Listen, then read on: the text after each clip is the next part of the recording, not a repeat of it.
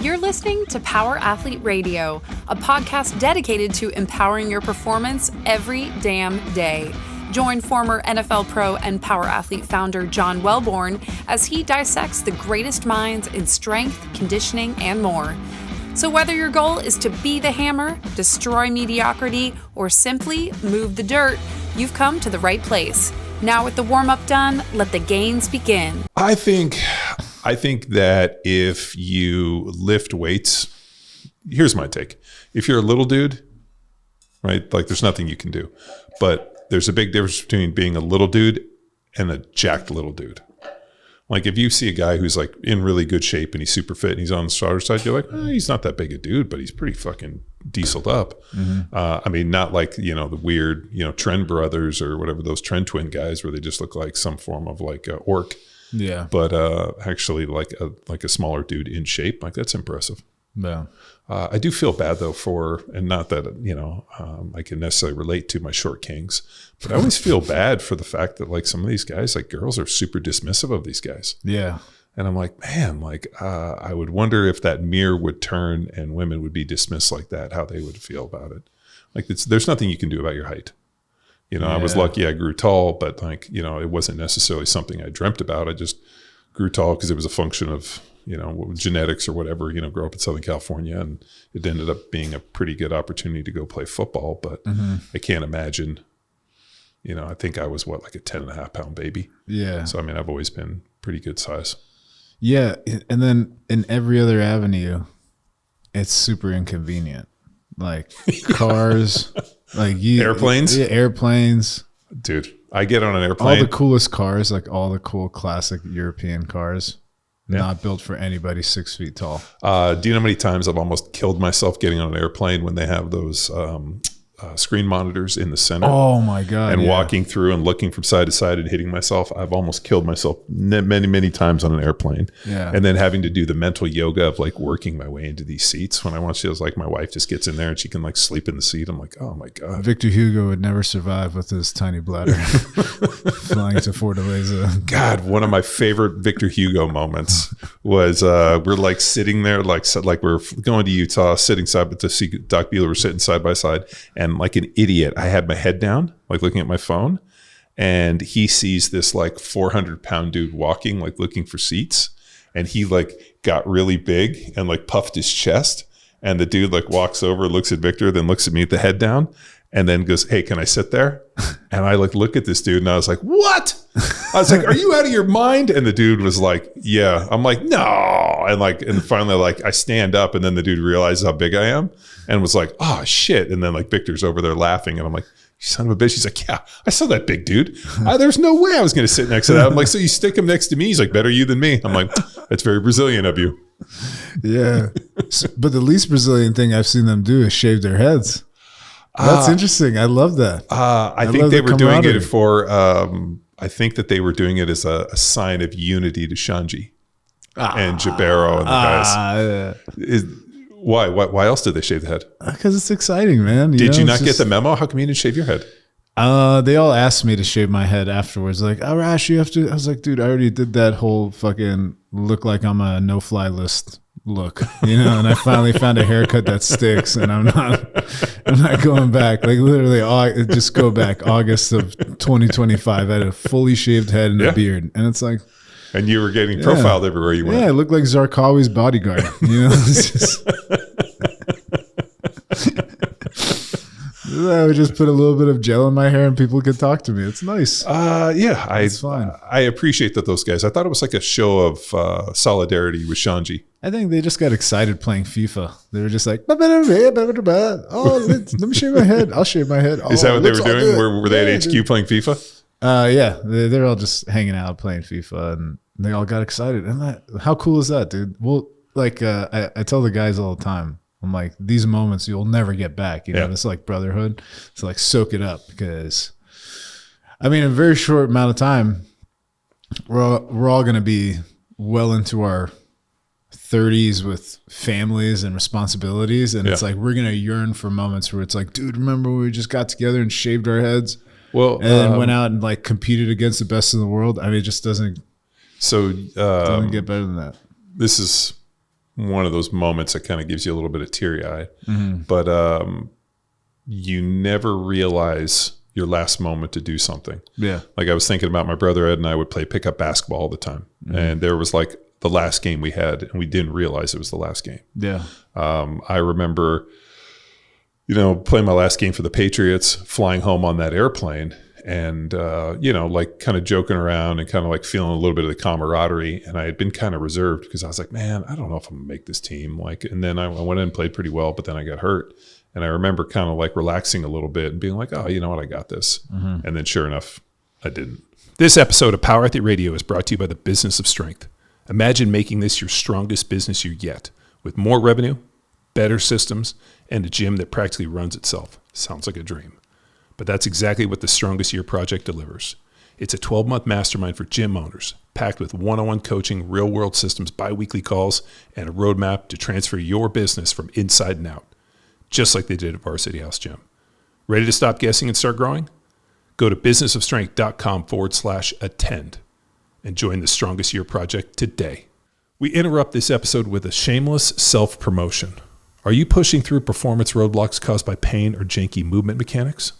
Knock the rust off with our movement health courses used by thousands of athletes worldwide, from average Joes to MVPs. Our courses give you the tools to assess and fix yourself so you can get back to break-in necks and cash in checks. Not convinced?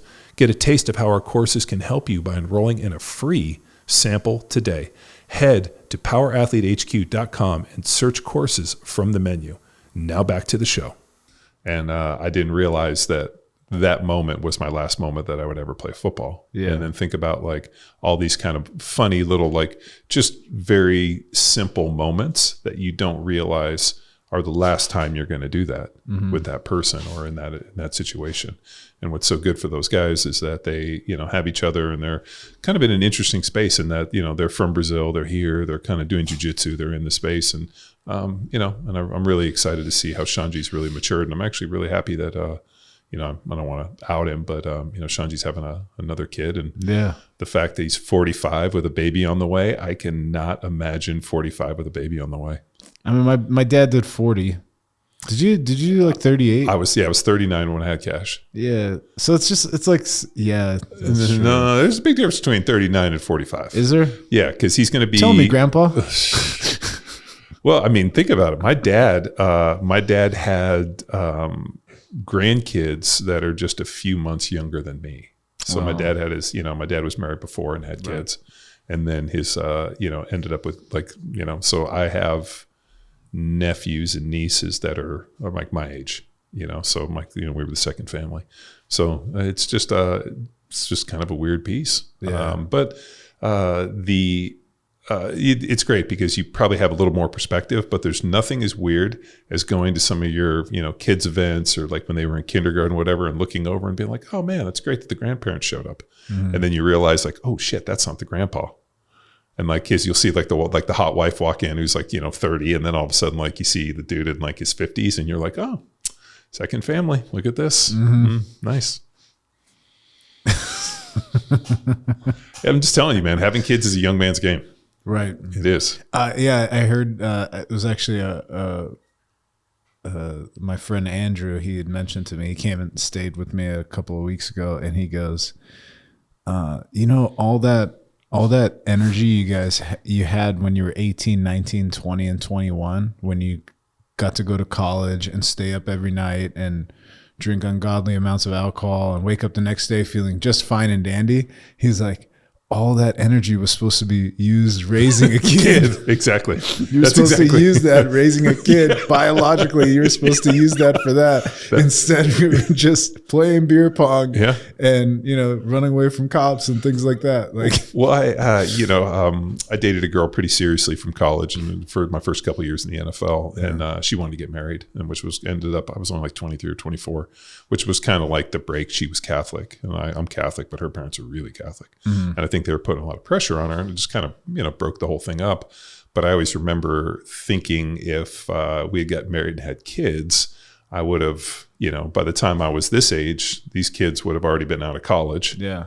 It's kind of an interesting piece. Like, let's say you have kids at 20 or 21, 22, and then all of a sudden, you're 40 years old and you're out at college with them and you're probably like, woo, tearing it up. Yeah. I mean, that's a big part of like, I guess when we move it back to like the training, it's like trying to keep my joints healthy, because I do that math of, when I do eventually have a kid, I'll probably be.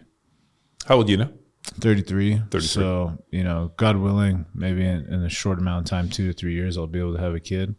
But, that'll put me, okay, if the kid's 20 years old, I'm going to be 55, right around there, right? And he's going to be like experiencing his growth, and then I'll be 55. So like, how do I train to still be like, John Wellborn-esque, right?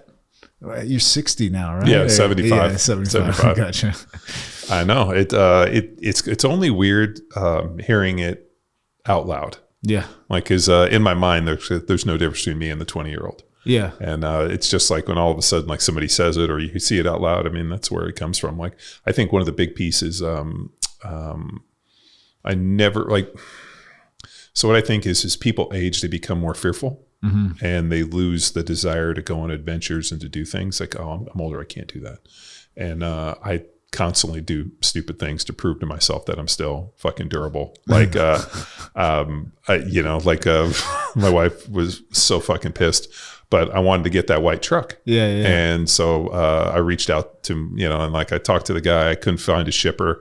My buddy Dave, who's in Spokane, Washington, hits me up, we were going back and forth, and I was like, hey man, do you know where this is in Idaho? He's like, yeah, it's about 3 hours from me. I had found that truck. It's in Idaho. It's the one I wanted to buy. I've been talking with the guy, sent him a deposit. I couldn't find anybody to pick it up. So I called Dave and he's like, hey, I'm actually driving south to go to King of Hammers Sunday morning. Why don't you like fly in on the early flight? I'll pick you up and we'll do the drive together and I'll film it for my YouTube page. So this is Dave Chappelle, not the Dave Chappelle, but Dave Chappelle, who runs Dirt Every Day. He was on that show. Dirt Every Day. And it was a Motor Trend show with him and Fred Williams, like pretty massive show for fabrication and car stuff. So he's driving to King of Hammers in this 1974 F-250. So I like look on Saturday night and I have like a fare saver. I can do one way from Austin to Spokane. And I told Kate, I was like, hey, I'm going to go look at this truck tomorrow. She's like, oh, okay. And she didn't really ask me anything else. I'm like, well. So I got up at like 4 a.m, jet to the airport, park my car, jump on a plane, fly from there, Salt Lake City, get there at like 9:30. He picks me up at 10 a.m. and we jump in this like 1979 F-250 and we drive south to like Nez Perce, Idaho, which is on an Indian reservation 3 hours south of Spokane. And we like go into this like farmer's barn. I find this, 2007.5 Cummins 2500 6.7 G56 truck that is literally mint. Like 70,000 original miles. Like this dude bought it to pull his trailer. Thing's amazing. And I was like, well, you know what? I give the guy the cash. I get the title. I jump in it. We go to lunch, take him to lunch. We drive a little bit. And then he was driving south and I kind of drove east. And I was like, all right, I'm 1,850 miles from home. How fast can I bomb this sucker? And I just literally hammered. And I got home in like just under 30 hours with stops. And needless to say, I was in a lot of trouble because I wasn't forthright for what my plan was. But like, it's like I didn't necessarily want to ask for permission. I was more asking for forgiveness. I got the truck and I got home. But I literally popped in and was like, got home Monday night. Everything was fine with me. And it's just always good to know that I can like still jump on a plane and go cowboy something home if I have to. Right. And I think that's good. Like, I think you have to remember that you are extremely durable and you have to constantly, this last week for my spare time, I've been demoing the creek. I'm down there like, cutting this stuff out, ripping these things. And like, I think you have to be able to challenge yourself with not only, in different circles, like, ironically, have you heard of something called the Founders Club? No, but it sounds exclusive. Yeah, it kind of is. These guys reached out to me and it's like a kind of founders, executives kind of deal. They have this kind of mastermind thing. I think they have them all over the country. So these guys reached out to me and, hey, we want you to join. So I got on a call with like the guy and was like, oh, let me talk to this. And so yesterday I had my second call. And it was funny as I was on the call with the dude, the guy's trains with Cyborg down in Miami. Yeah, fight sports. Yeah. He's a brown belt. down there. So we were talking about jits, and he was like, "Oh shit!" He's like, "Where, I do jits down in Miami." I'm like, "Who with?" He's like, "Oh, I train. I'm a brown belt with Cyborg. Where do you train?" I was like, "Cyborg, we know well. I trained with Shanji and Victor." And so then as soon as I kind of like told him who I was and where I fit into the thing, like instantly the dude's demeanor changed. But they have this kind of executives thing, and it was kind of neat in that. Like that type of stuff. And the guy asked me, he's like, why are you interested? I'm like, you guys emailed me. But also the idea of like getting into different circles. Like, these are people I don't know. Could this be different genealogies for the podcast? I mean, whatever. But I think you have to constantly be pushing yourself into different circles and pushing your other thing out. Like for this year's collective, we're going to do Grindstone. And we're going to have a fishing derby. Yeah. So the fishing derby requires that dam to hold water. Uh-huh. So I've been literally excavating and getting this thing ready. And the problem is I couldn't find any structural engineers or civil engineers that have any experience building what's called a masonry gravity dam. Okay. So I downloaded a bunch of like manuals from like the 40s, 50s, and 60s on structural engineering, and so as I'm going through these, reading these, I realized I was like, you know what, I could use ChatGPT to aggregate this information more. So I dumped in all the parameters, all the measurements, all the pictures, and everything, and it basically has been helping me work a plan on how to like rehab this thing. And it just so happens that my skill set of being able to weld and do all these things and run dirt, so excavating the dirt, figuring out the toe, making a sluice gate, and all these different pieces that it outlined. And so it's been, so you can add civil engineering, dam construction, dam rehab builder guy to my resume. Dude, that's awesome. Yeah. So the thing that I gathered from that is durability is a practice for you. It's like you really have to... because obviously people follow you either for the training or the health advice or, performance. But in essence, you're like, dude, the attempt is more important. You need to have these you need to challenge yourself constantly. Yes. as you age, because that's going to be the muscle that. And we've talked about crystallization a lot. You said like, hey, you got to be careful. You're in that age now when you start to crystallize and you start to isolate yourself. Yeah.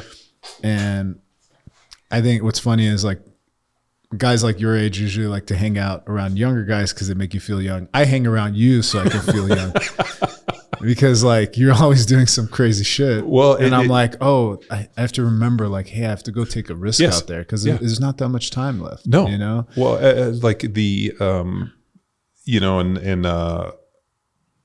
yes, 100%. You have to look for like, new mountains to climb, new dragons to slay. I mean, whatever it is, you have to look for like new adventures and new ways to kind of continue to drive adaptation. Mm-hmm. But you also have to have the physical durability to be able to do these things. Right. That's a big one. I think that there's a lot of want in the world. People want to do things. Mm-hmm. And they don't have the physical prowess or the ability to do these things.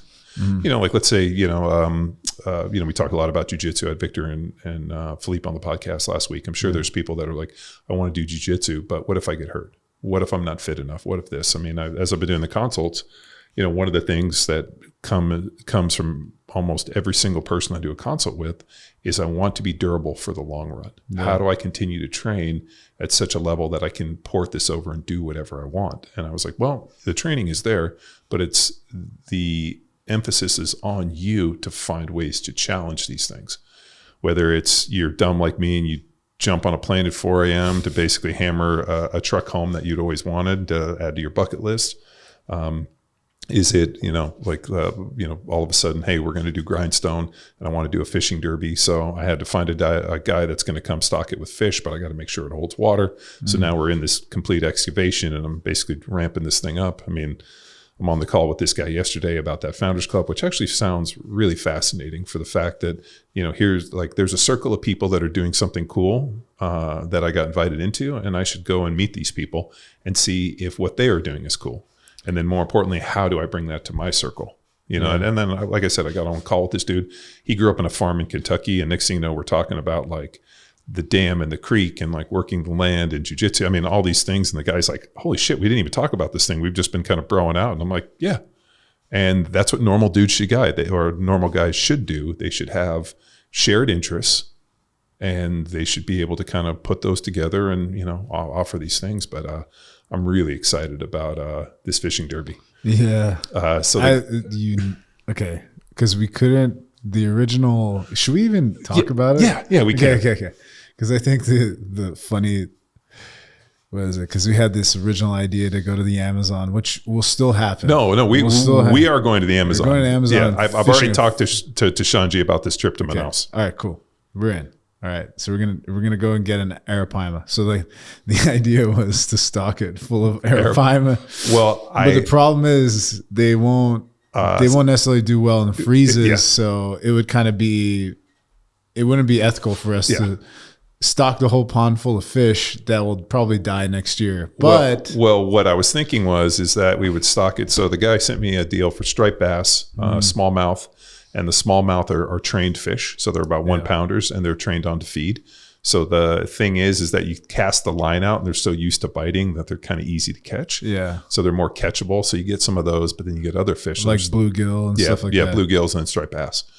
But I wanted to get like one arapaima as like the big monster fish. So we would have like a Loch Ness monster, almost like the legend, like, hey, there's a crazy prehistoric fish in there. I talked to my fishing people and also Google Gemini, and it told me that alligator gar is a native here. Yeah. And it's a dinosaur looking fish. I mean, it's kind of right up our alley.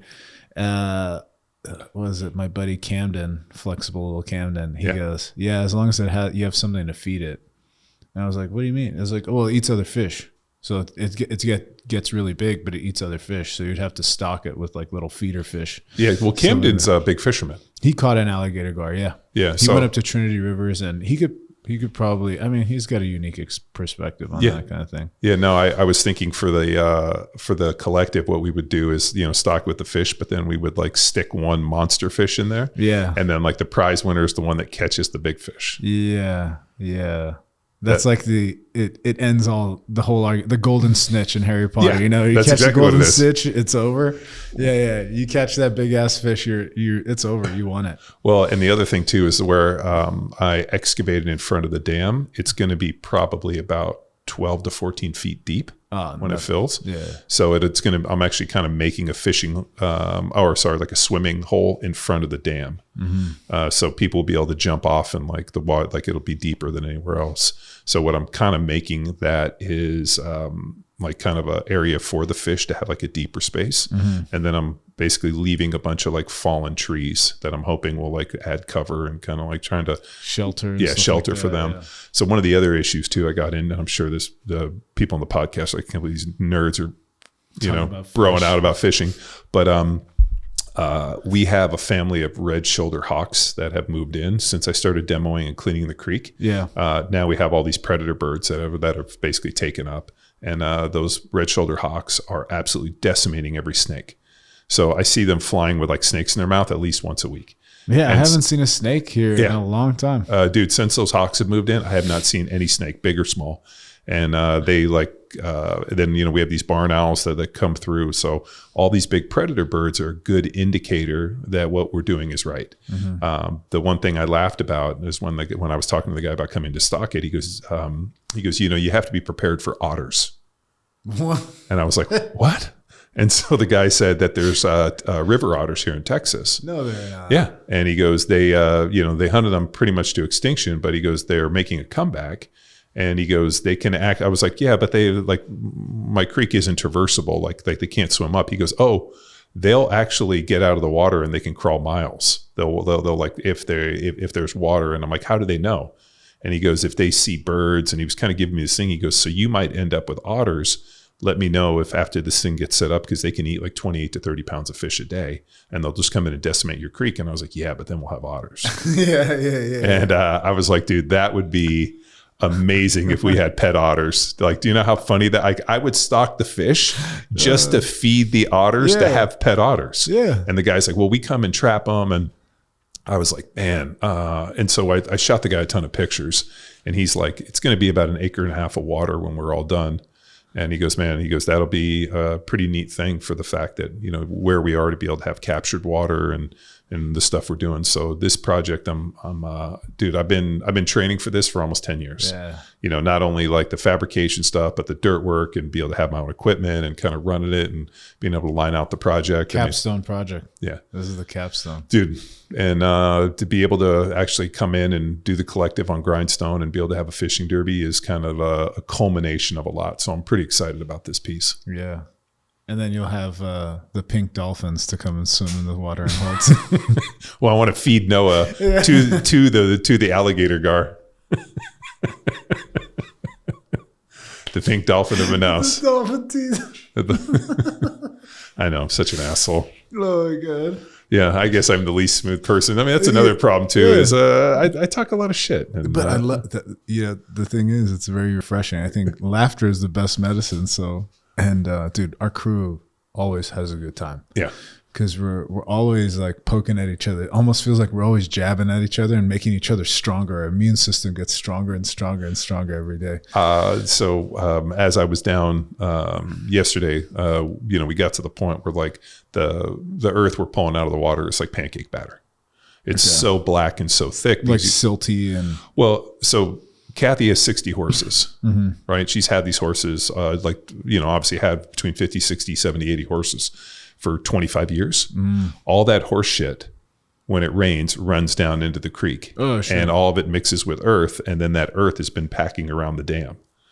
So, and then, you know, the old man ran cattle here. So, I mean, think about all that, like just organic plant matter mass, basically slamming up and, you know, creating like, I've probably pulled 600 bucket loads out of there, and the stuff is so black and so like dense that I'm just like looking at it, and all I can think of was, you know, Sabine talking about like the, you know, the health of the soil and the microbes in the soil, and your contact with the soil is a great indicator for, you know, microbiome health. So I'm like literally, like we were in the creek, I'm literally covered in mud because I had to power wash also the machines, and I ended up like taking a picture and texting it to her. And she's like, oh my God, I could bring all my sick people there and get them to roll around in the mud.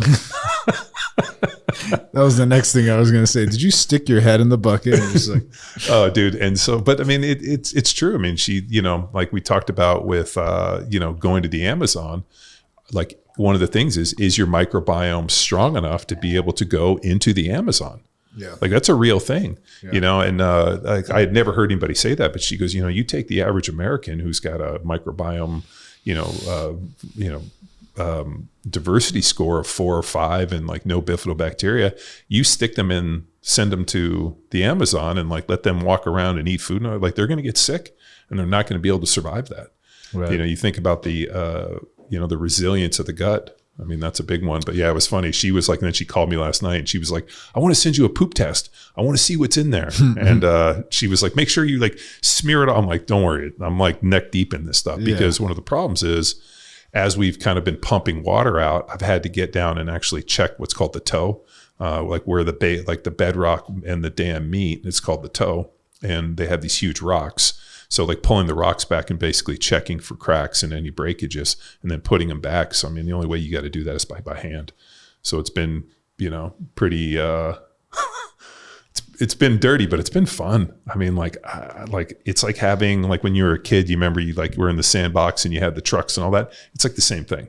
It's like the erector sets. But the other thing, which is neat, is over a lifetime, you develop a certain set of skills. You know, think about like when you came to JITS, you know, you had this judo background and sambo, and all of a sudden, like you're starting to see like, oh, all the things that I did are now able to culminate in this to give me, you know, a unique profile. Mm-hmm. You know, same thing for, you know, football and training, but even a lot of the other stuff. I mean, just, you know, from the fabrication side and the welding and all the different skills that I've attained over the years to be able to have them culminate and being able to do a project like this it's been neat. And it's just, yeah, I mean, it's what I always imagined guys 50, 70 years ago, like, you know, like they didn't ask anybody's permission. They just went out and did shit and they figured it out, you know. And my mom's grandfather had a huge ranch in Canada, and she always would tell us stories that, you know, like those guys, like never asked anybody's permission.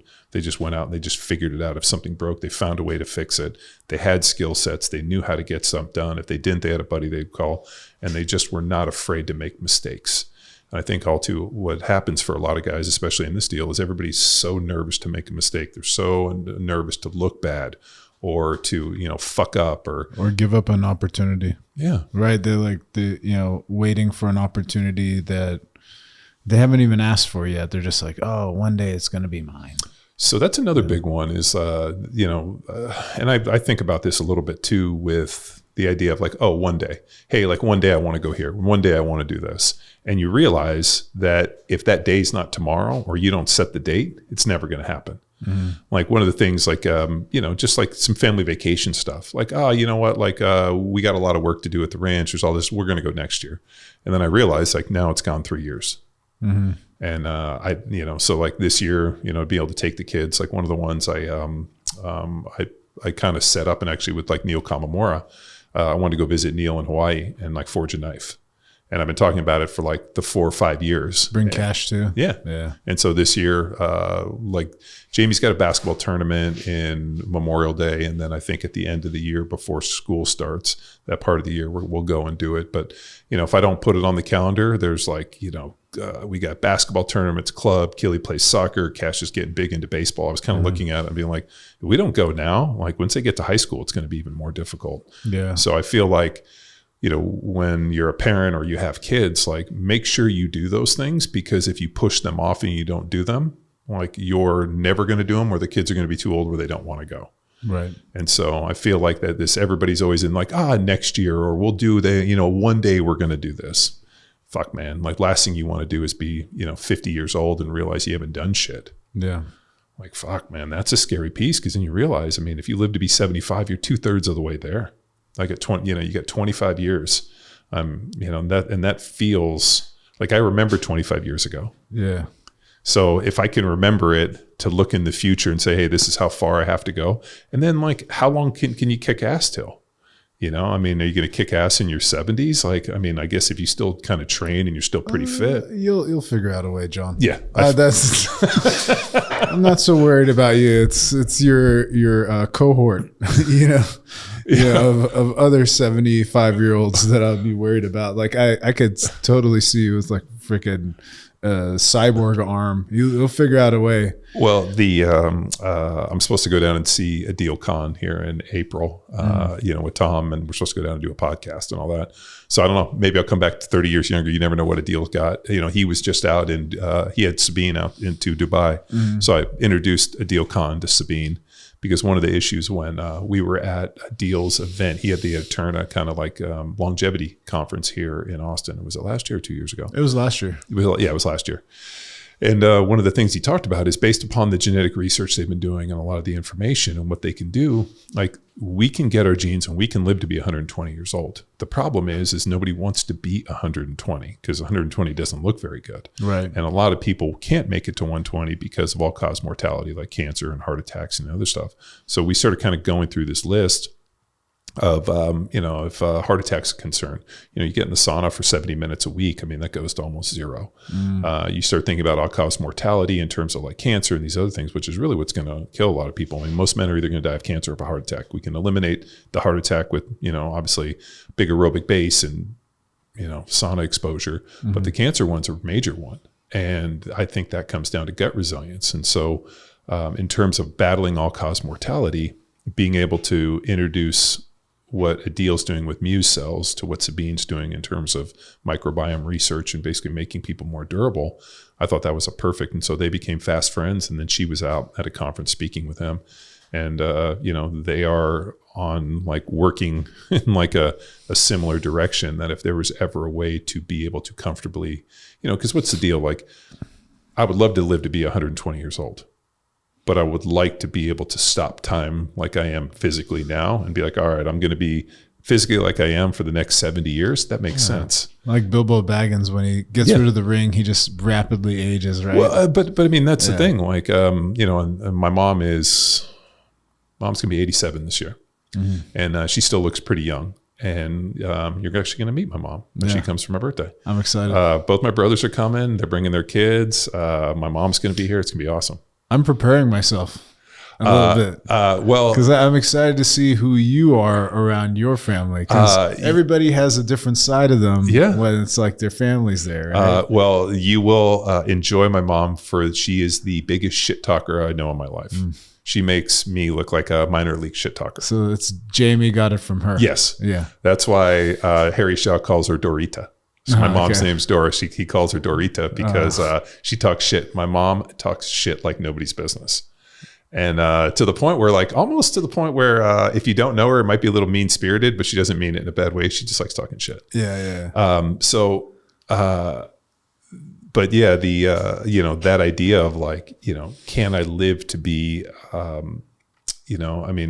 because like my mom's in a weird spot in that my mom's like super like young and fit and like, which sounds funny for a woman who's 86, but my dad passed away. And so she was talking to me, she's like, I don't really want to date anybody. And I was like, well, I mean, have you thought about it? And she's like, yeah, have you ever seen what like an 80-year-old man looks like? She's like, women tend to age much better. Like guys don't age well. She's like, even 70-year-old men look old as fuck. Yeah. And she's like, what am I going to be, some nursemaid and this whole thing? And it's true. I mean, people like women take care of themselves much better.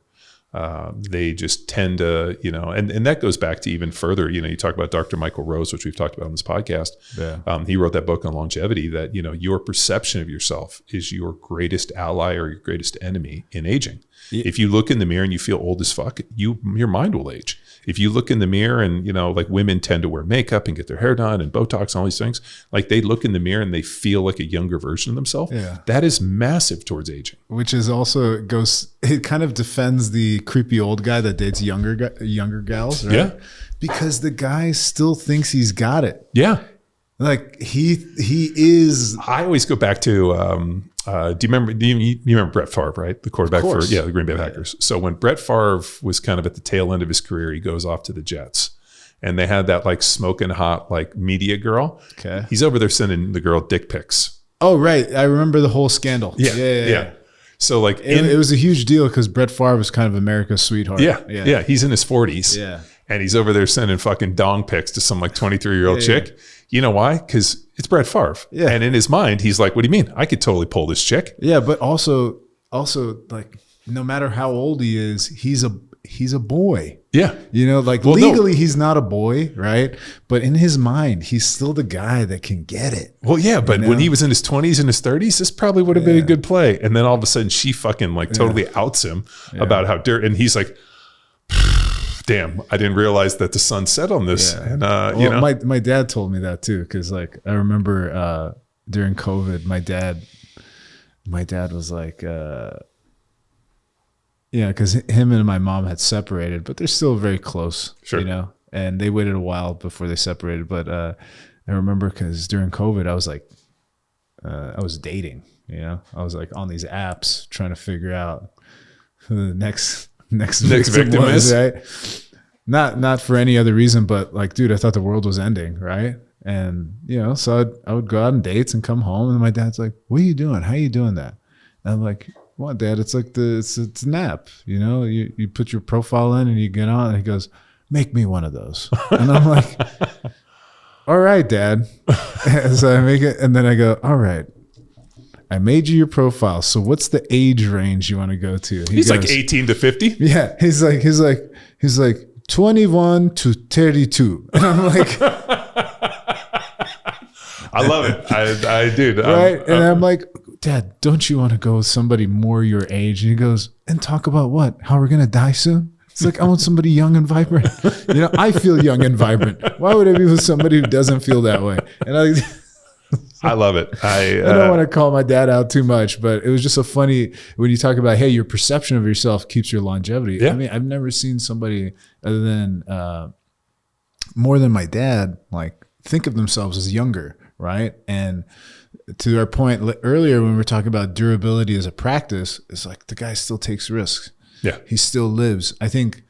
What is it? The idea of the retired guy moving to Florida and then wearing flip-flops and drinking every day. Yeah. That's death. Yeah. To me, that's death. Yeah. And it's just because I have good examples around me of guys that are, aging gracefully. So it goes back to the fundamental principle for hypertrophy and strength, which is progressive overload. Right. You know, it's kind of, you know, like I said, dude, we do all these consults, and on the consults, I sometimes forget what I know and what I don't know, because when people ask me, I'm like, oh shit, these people don't know this. How come I haven't talked about this? I've been talking about this for years. There's a guy, Jordan Peters, who's a bodybuilder in the UK. He's fucking trained by JP's his site. Like, the guy's a monster. He's really a really sharp dude. You know, he'd be somebody I'd love to get on the podcast at some point. But he made a great point, which is one that we've been talking about for years, which is if you're not getting stronger, there's a great chance that you're not putting on muscle, that strength and muscle work in tandem. That if you're not doing some progressive overload where you're either adding weight to the bar or adding a rep to each set. And, you know, I had a guy recently on the consult. It's like, I don't feel like I'm putting on muscle. And I was like, well, have you been getting stronger at the gym? He said PRs. He's like, I don't know. I don't track it. And I'm like, what do you mean? And he's like, are they related? And I'm like, muscle is an adaptation of strength. Yeah. Like, it doesn't exist in a volume. Yeah. I mean, in a vacuum, you know, unless you're taking, like, you know, Jay Cutler's, you know, 4 sets of 10, you know, taking a ton of drugs. But I mean, Jay was always keeping that 4 sets of 10, but he was always trying to go heavier, cut rest down. I mean, he was finding different ways for progressive overload. Yeah. It's Milo's bowl. I mean, it's what we shoot for in all of the training programs. Like, you know, and so he asked me, well, how do you do it? And I'm like, well, I look at the workout for the day and I pick 2 movements. And I go to my little, you know, my little composition book, and I see what I did last time. I either add weight or I try to get a rep. And as long as I get weight added or a rep, I know that I'm moving in the direction I need to. Now, am I trying to fight for a PR in every single one? I mean, I'd love to, but it doesn't happen every time. Yeah. But I continue to do the training, and being able to, like, move the dirt, or, you know, whatever the analogy you want to give, is just being consistent. And the person that can train with the greatest relative intensity over the longest period of time is the one that meets their goal. I mean, think about jiu-jitsu, right? If you can go in and train 6 days a week at 70%, it's a lot better than training 3 days a week at 100. Yeah, but there's also a concept I like, because you just illuminated it, which is you're finding a win every single place in your training. So because we need to progressively overload, you find one area where you're going to overload that exercise, whether it's by rep or by increasing the intensity with other means. You're finding a win, whether it's on your back squat that day or your bench, could even be your leg press, if that's or even push-ups. You know, we just add a rep here, and that's the way we're going to overload it today. Shanju was actually just talking about this, which is, you know, the reason why he's so consistent, he's been able to train over 35 years, is not because he goes, you know, balls to the wall every single day. It's actually that he figures out a way, even on his worst days, to create a win. Yeah. So I think that's helpful to a lot of people, especially in the hypertrophy space, because they assume that they associate a feeling to progress, as opposed to using that composition book and looking back on the log as their true measure of their success. Yeah. So, right, we're like, I didn't get a pump on that one. Well, it's probably because now you've adapted, and it's just you require more mechanical tension now. Well, and the other one was another question I got is like, okay, you talk about mechanical tension and progressive overload and these different principles. Like, how do I, you know, progressive overload's easy, right? It's add a weight or add a rep, but you have to track.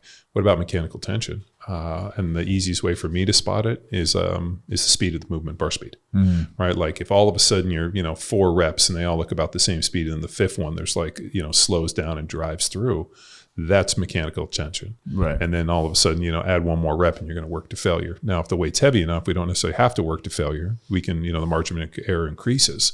So I can, you know, if it's 6 reps and I get 5, we're pretty good. Now, with the super lightweight, now all of a sudden, like, if you don't work to true failure, then you're not actually driving adaptation the way that you want.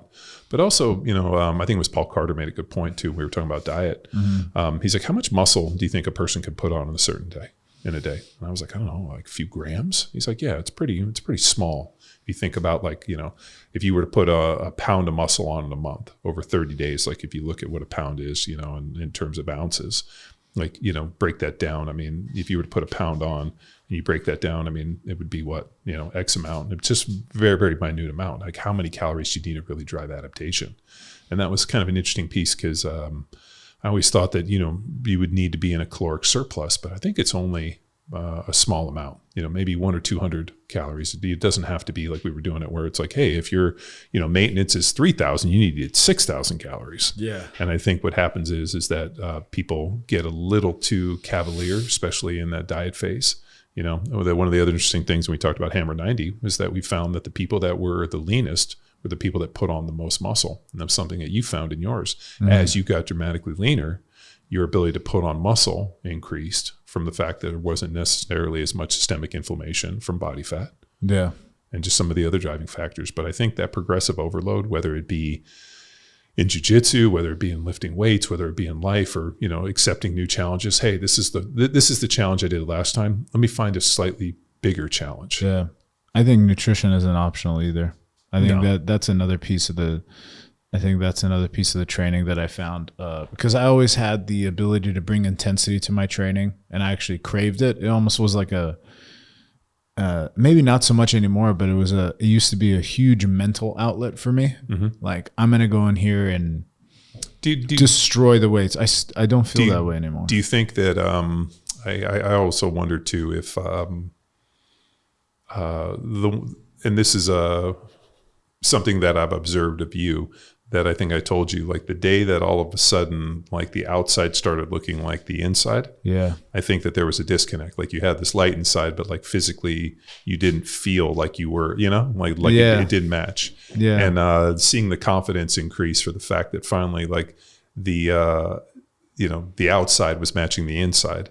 And I sometimes wonder if like a little bit of that was like you with the chip on your shoulder, like I'm going to prove these people wrong. Yeah. In fact, I didn't want to be found out, which was, I didn't want people to find out that I actually wanted all these things.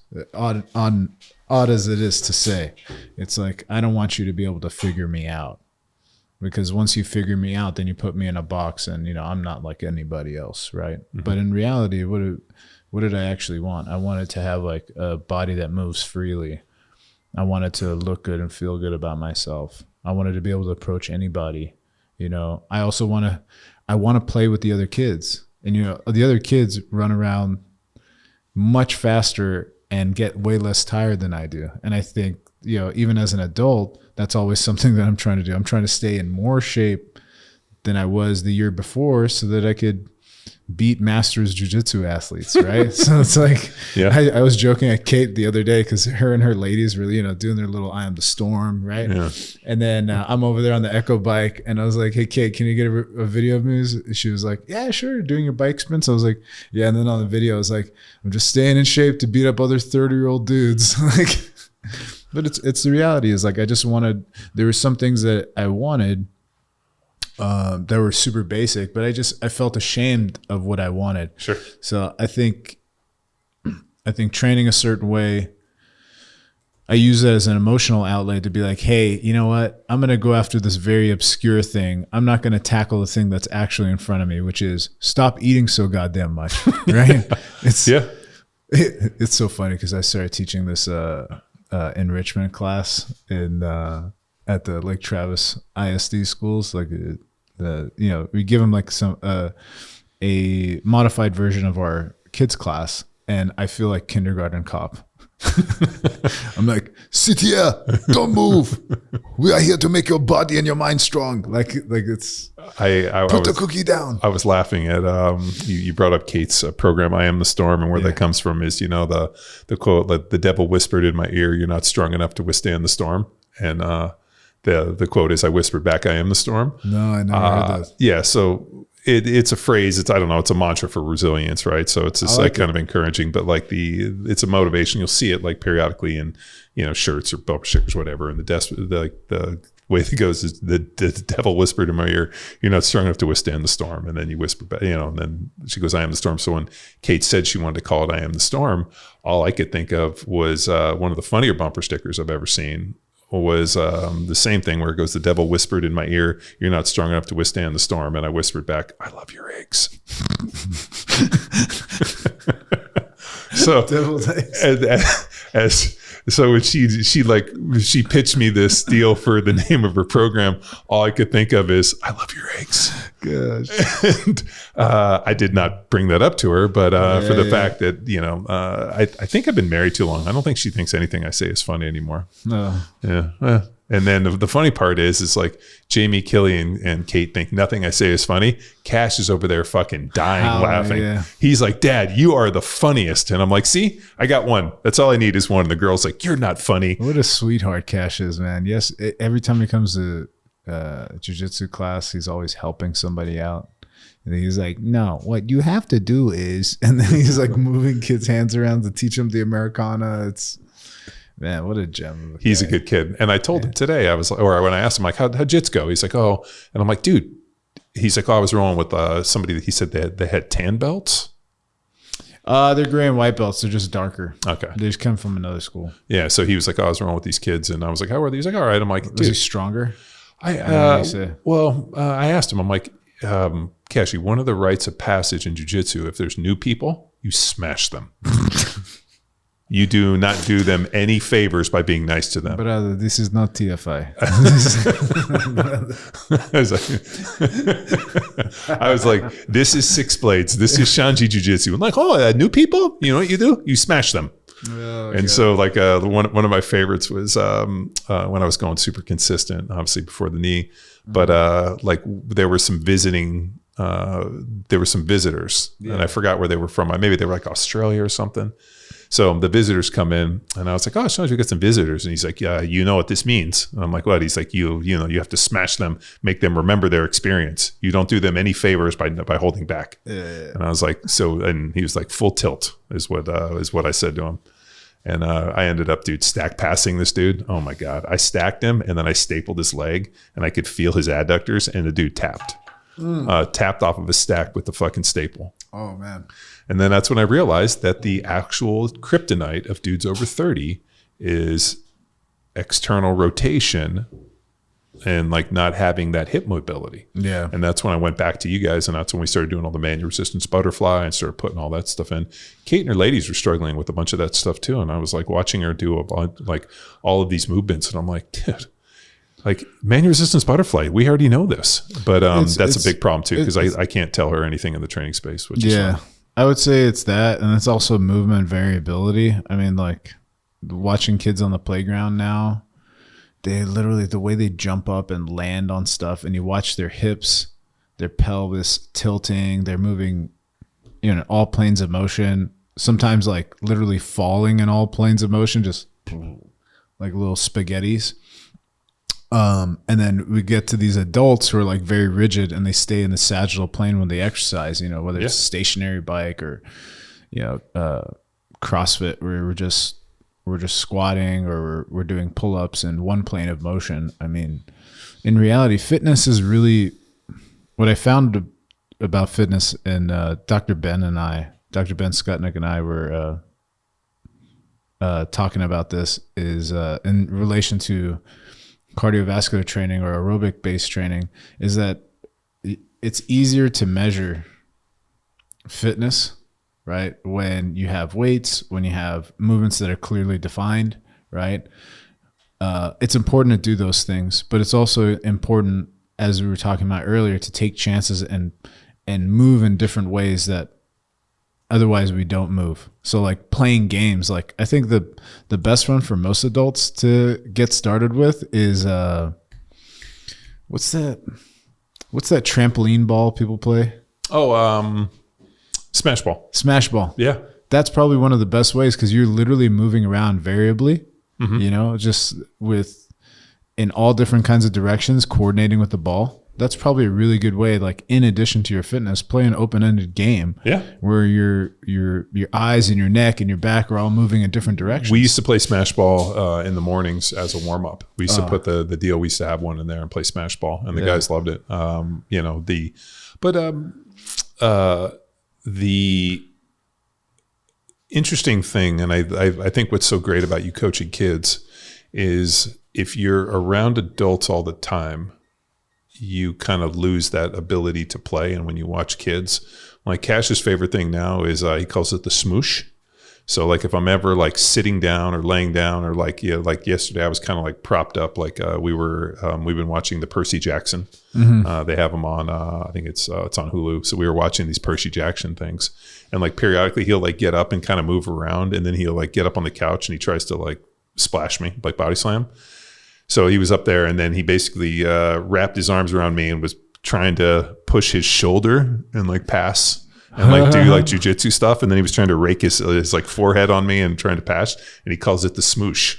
And I was like, "Are you calling it the smash or the smoosh?" The smoosh. And he's like, "The smoosh." And I realized that I was like, "Oh, are you learning to pass the guard by smashing me?" And I was like, "Oh, this is good." And he's trying to work on his top pressure.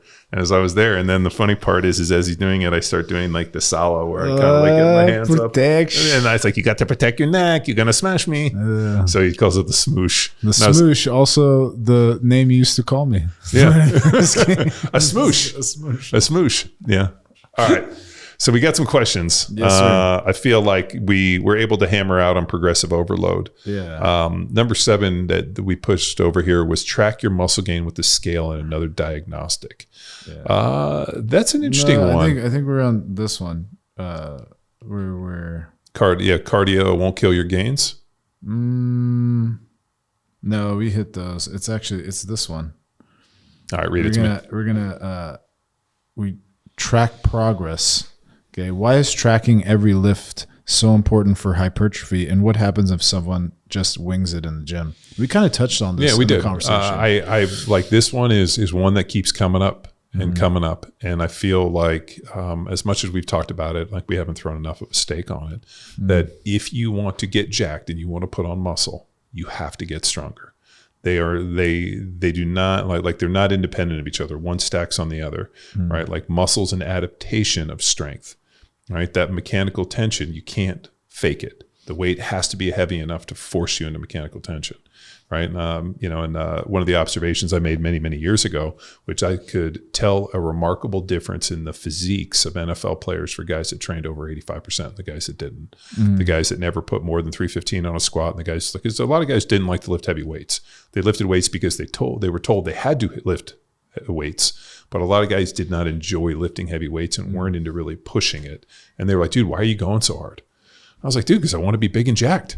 And I think that was a major driver, is I always understood that kind of progressive overload and the idea of working towards failure. And I remember watching Dorian Yates' Blood and Guts in college. My roommate, Kevin Doherty, had the VHS tape. And like watching that, like there were two impactful things that I watched in college, one of which was Todd Rice had these VHS tapes of when he went to Bulgaria, and it was a Bulgarian Olympic lifters.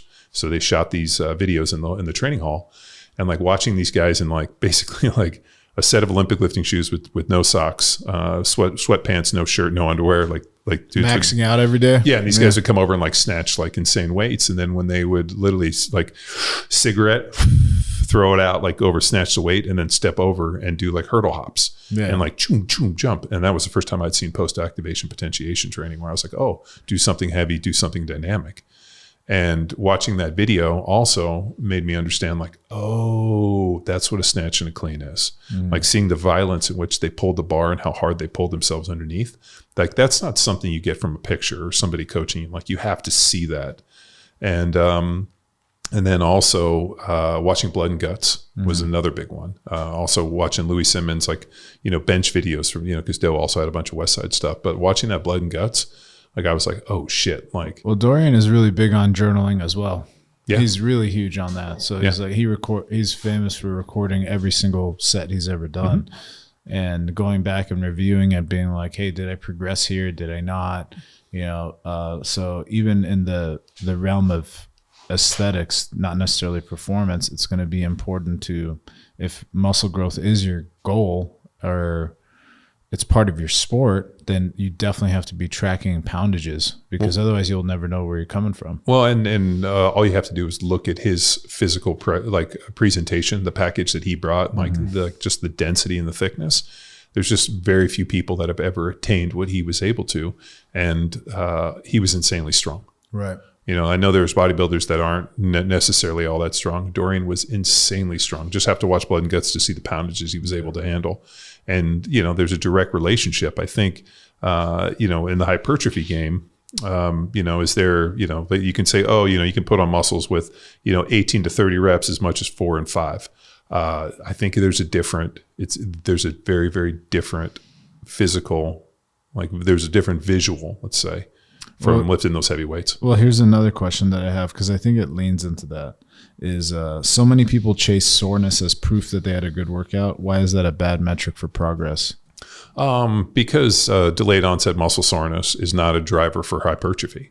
I think a long time ago when we first got into this thing, there was kind of 5 generally assumed kind of drivers for hypertrophy. One of them was metabolite dysfunction, or it was metabolites, it was muscle soreness. I mean, there was, the idea of muscle damage that, you basically shred the muscle down and then the protein synthesis repairs it and lays it thicker, actually got disproven, and that isn't a case. So just muscle damage and the DOMs that you feel is not a driver for hypertrophy. The most reliable is mechanical tension, that's it. Which is weight on the bar, weight on the stack. Yeah.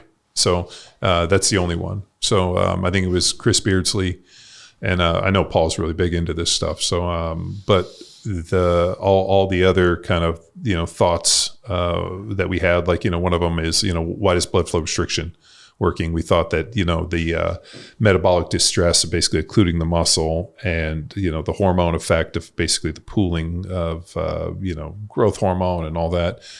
It just actually, when they looked at it, it was the fact that slow twitch and fast twitch muscle fibers fatigue at the same rate. So you can get to failure quicker with a lighter weight. And that's why the BFR works the way that it does. So the only drivers working to failure and mechanical tension. And the way you're hitting mechanical tension is as you bring that weight down, as you're driving through, it'll start to slow and you'll see a little bit of a grind and a little bit of push. That's mechanical tension. So when I watch you guys train, or if I'm coaching or, putting you guys through a workout and I'm watching, because I'll say, hey, we're going to work up to something heavy, like 4 reps. And you're watching and you're like, how do we know when we get there? I'll tell you. Just let me guide it. That looks pretty easy. And you've heard me say this, looks good. Let's add weight to the bar. Looks pretty good. Great. Let's do one more. Okay, we're going to cut it there because I'm looking for that effect. I know what the outcome, I know what I want that final few reps to look like. And as soon as we're done, then we move on to the next one. Yeah. There's no sense in just beating a dead horse. So training hard is obviously only half the battle. How important is eating for growth? And what's the biggest mistake guys make here? I think we talked a little bit about it earlier. I think that overeating, if you put on just a few grams of muscle in a day, how many calories do you really need to keep driving adaptation? And what was fascinating too, that came out of the Hammer 90, is we had people putting on muscle in caloric restriction. Whereas, we take this all the way back to 22 Jack Street when Luke and them were trying to gain 10% of their body weight. Luke ends up putting on 25, 30 pounds and ended up gaining less than a pound of muscle. I ended up losing that weight and ended up gaining 4 pounds of muscle. So why is it that I was able to gain muscle in caloric restriction where he wasn't able to gain muscle in caloric surplus? We did the exact same training. I think it really comes down to he didn't do any aerobic work. I did a ton of aerobic work. The other one too, which I stumbled upon, is as I would leave the gym, I would drive past this place called Perspire, and I would go in and I got a membership, and I would go get in the sauna for 30 minutes immediately after training. And I was just doing it to try to cut calories. The research was pretty conclusive that post-workout sauna ends up increasing protein synthesis and basically helping lay down more muscle. So I think that was a driver. I was doing a ton of aerobic work, and that was where I figured out that this aerobic base thing is another factor.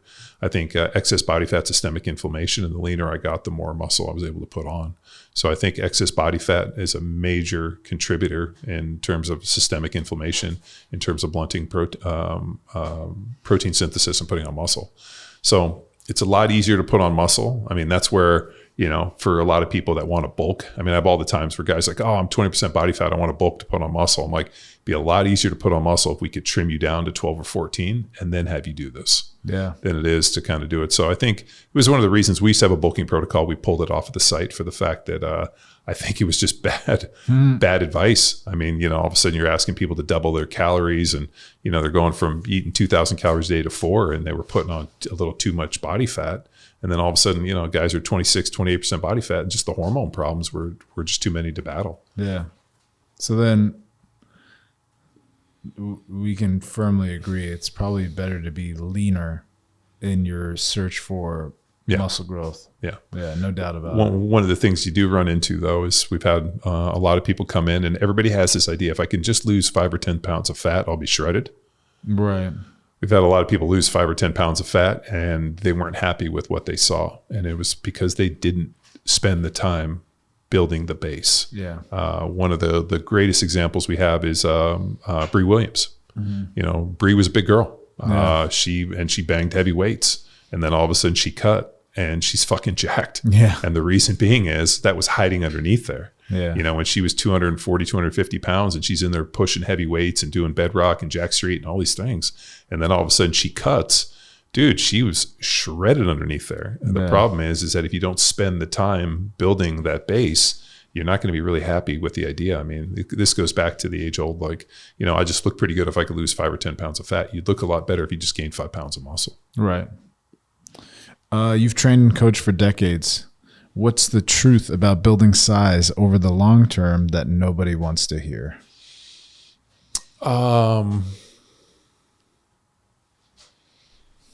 Interesting. So when you talk about size, you're talking about mass, just being like a bigger person, and we'll kind of relate it back to football.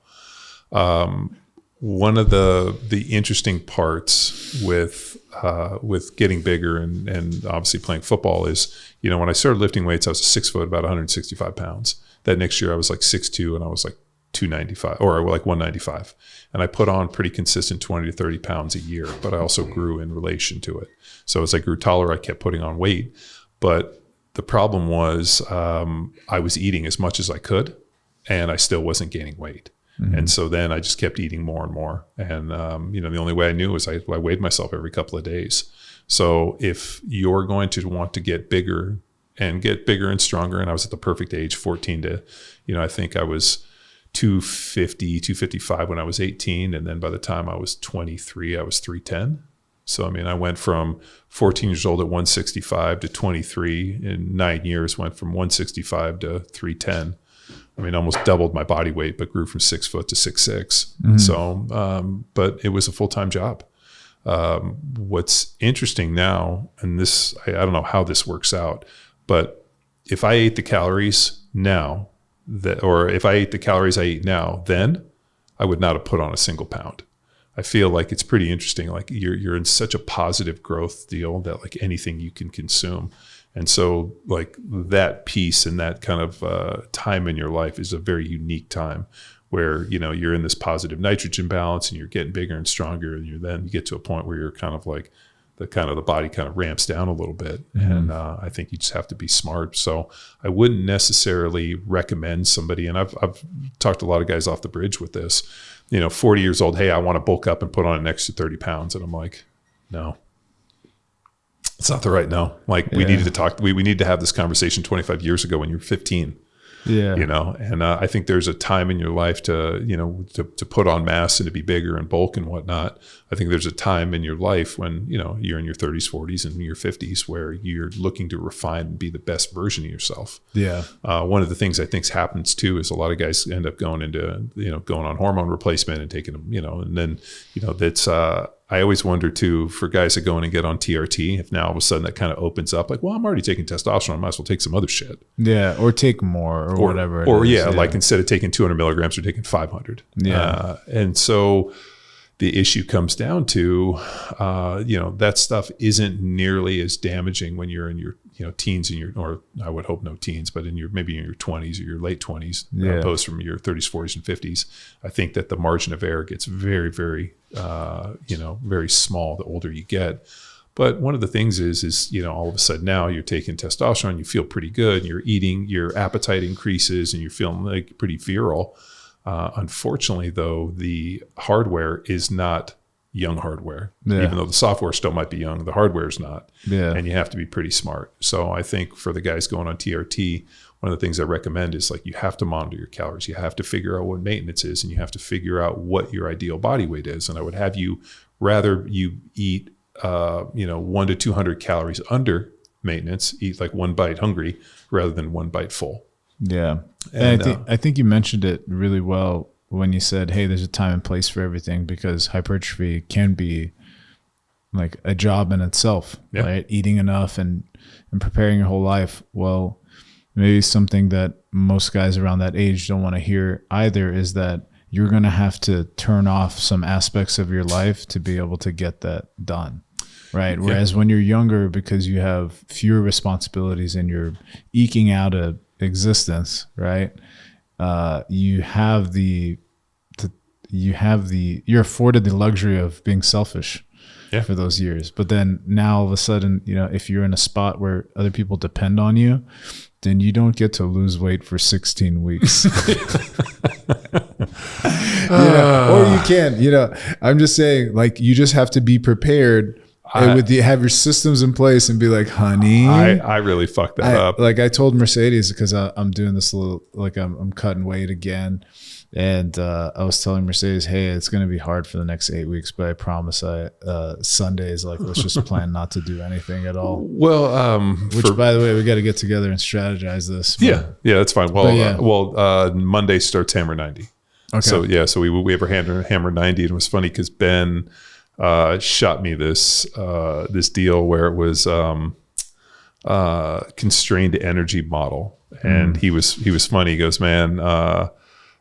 He's going to do his talk on Sunday. For Hammer 90, we have a Sunday kind of meeting every Sunday where we get everybody on and kind of present different stuff. Yeah. And he's going to present this constrained energy model. But he goes, I think this is why I bombed out last time, because instead of slowly titrating the calories like an intelligent person, I just basically picked the bottom and went to it and stayed there. And unfortunately, it didn't end well. No. So So this time around, I'm actually gonna let Ben coach me, actually do it, and kind of let him kind of like land the plane, because when I land the plane, it's just fucking straight down, and hopefully I survive. I take the Prefontaine, right? It's a suicide pace, and it's a good day to die, and I don't want to do that again. Yeah. I mean, yeah. So my wife is still pissed at me about that. Yeah. What are we doing? You know what? It's challenging resilience. Yeah. We're finding out how resilient we are, and finding different ways to challenge resilience. I think resilience and Brazilians.